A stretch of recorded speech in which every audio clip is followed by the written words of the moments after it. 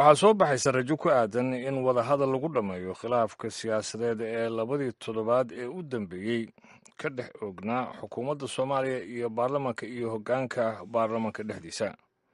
waxaa xalay kulmay guddoomiyaha golaha shacabka ee soomaaliya iyo ra-iisul wasaare xasan cali kheyre iyagoo ka wada hadlay arrimo dhowra oo ku saabsanaa xaaladda siyaasadeed ee haatan ka taagan soomaaliya iyo sidii wadahadal loogu dhammayn lahaa. inkastoo si rasmi aan loo shaacinin waxaa labada mas-uul ay isla garteen ayaa haddana warbaahinta ku hadasha afka dowladda soomaaliya ay baahisay in uu jiro isfaham. dadaalada socda iyo baaqiyo ku aadan sidii wadahadal loogu dhammayn lahaa khilaafka ayaa warbixintan waxaa noogu soo diray wariyaheenna muqdisho cabdulqaadir maxamed cabdulle. waxaa saacadihii ugu dambeeyey muuqatay in horumar laga sameeyey wadahadallo toosoo dhex mara guddoomiyaha golaha shacabka maxamed mursal iyo labadiisa ku-xigeen oo ku kala si duwanaaday mooshikii dhowaan laga soo gudbiyey madaxweyne maxamed cabdulaahi. sidoo kale xalay fiidkii wuxuu kulan dhex maray guddoomiye mursal iyo ra-iisul wasaare kheyre.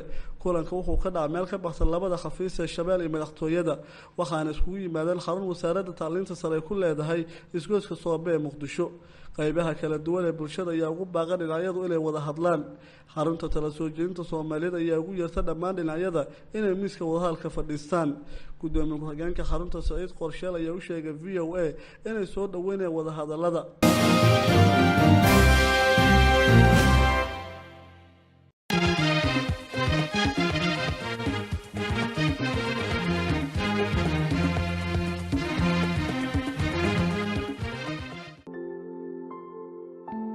mala socotaa xaaladda dariskaaga mise og tahay in xogta dariskaagu ay muhiim u tahay amnigaaga.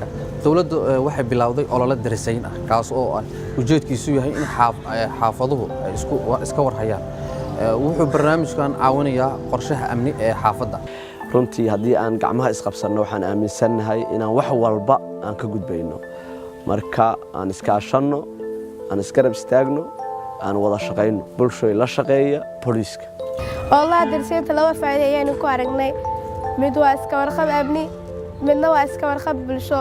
sababta waxa hore u dhici jirtay inaad mararka qaar ogaanin qof dariskaaga oo xanuunsan. amnigu waa baahidayna koowaad. anigu waxaan aaminsanahay in amnigaygu uu ku xiran yahay midka dariskayga, waana soo dhaweynayaa ololaha darisaynta. nabad la'aan nolol ma jirto. ku biir ololaha darisaynta oo kaalintaada ka qaado amniga xaafadaada.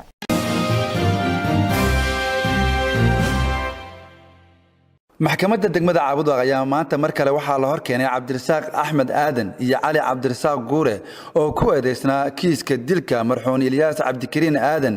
dilkaasi oo ka dhacay degmada 12 bishii 2018. waxaana dacwad qaadista eedeysanayaashan oo markii dilku dhacay gacanta lagu dhigay ay ka bilaabatay dacwadooda maxkamadda degmada 9 bishan 2018 iyadoo dhageysiga dacwadda oo qaadatay maalmo mar kale maanta ay ka soo hormuuqdeen maxkamadda si eedeysanayaashan loogu qaado xukunka ay maxkamadda shariicadu ka gaartay kiiskaasi. waxaana madasha xukunka maanta goobjoog ka ahaa mas'uuliyiin ka kala socotay maamulka degmada, guddiga xasilinta uu horkacayo guddoomiyahooda ahna la taliyaha dhinaca arrimaha diinta ee madaxweynaha jamhuuriyadda, ugaaska golaha odayaasha ehelada marxuun Ilyas iyo wakiilo ka kala socday labadan eedeysane. ugu horeyn Cabdirasaaq Axmed Aadan oo horey uga mid ahaa eedeysanayaasha dilka marxuun Ilyas ayaa maxkamadda maanta waxa ay marisay konton dhaarmeyd. waxaana dhaarta kadib maxkamaddu ay Cabdirasaaq Axmed Aadan sheegtay inuu xor yahay kadib markii uu iska baryeelay kiiskii loo haystay. wayga wallaahi ka bilaahi wayga tallaahi. Cabdirasaaq Axmed Aadan wuxuu ka bari noqday dilkii Ilyas Cabdikariin Aadan yuu ka bari noqday. hadda kadibna wax loo haystaa ma jiro.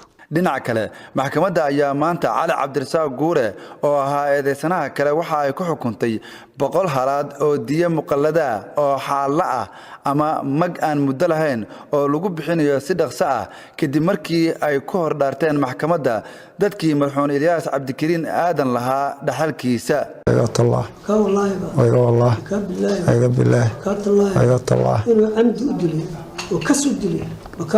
إن عمد ودلي وكسر ودلي وحبض وكفر ودنتي عمد كسر وكدلي وقستي وعي بشرع هاي وعي سوق هاي كن قف أركي والله والله والله والله بالله والله وايغا والله وايغا والله وايغا والله وايغا والله وايغا والله waxaana intaa kadib maxkamaddu ay ku dhawaaqday xukunka la gaaray oo uu halkaasi ka soo jeediyay Sheekh Cabdullaahi Sheekh Cismaan Baraakiin cali cabdirasaaq guure waxa ku waajibay diyo 100 halaada oo xaala ah oo muqallada ah yaa ku waajibay oo dushiisa saaran laga rabo cali cabdirasaaqna waa fasaxan yahay maxkamaduna waa xiranta intaasay ku xiranto assalaamu calaykum waraxmatullaahi wabarakaatu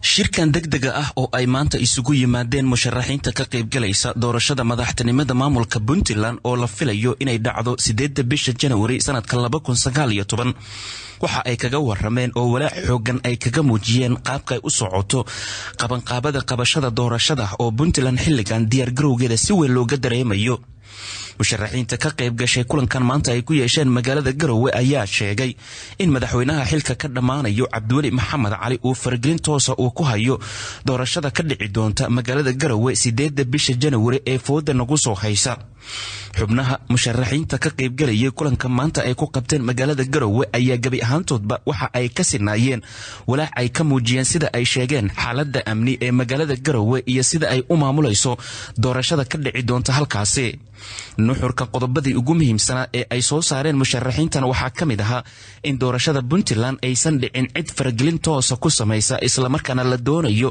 in shacabka ku dhaqan deegaanada Puntland ay si xor ah u doontaan hogaanka ay doonayaan in uu qabto xilka madaxtinimada Puntland 5 sano ee soo socota in Puntland ay ka dhacdo doorasho xor ah oo keenta isbedel natiijo ka soo baxda laguna wada qanco isla markaana xukuumadda waqtigeeda dhamaaday aysan doorashada marin habaabin fargelinna aysan ku samaynin in xilliga doorashada loo daayo amniga caasimadda ciidamada booliska iyo kuwa daraawiishta maamulka Puntland shirkan jaraa'id ee musharaxiinta ay ku yeesheen gudaha caasimadda ayaa ku soo beegmaya iyadoo maanta xaflad lagu qabtay magaalada Garowe Cabdiweli Maxamed Cali madaxweynaha Puntland uu ku shaaciyay in uu kamid yahay musharaxiinta ka qayb galaysa doorashada madaxtinimada Puntland iyadoo ay soo baxayaan dhaliilan loo jeedinayo madaxweynaha xilka ka dhamaaday oo isimadana ay sheegeen in uu faragelinayo soo xulista xildhibaanada la doonayo inay ka qayb galaan doorashada madaxtinimada Puntland 2019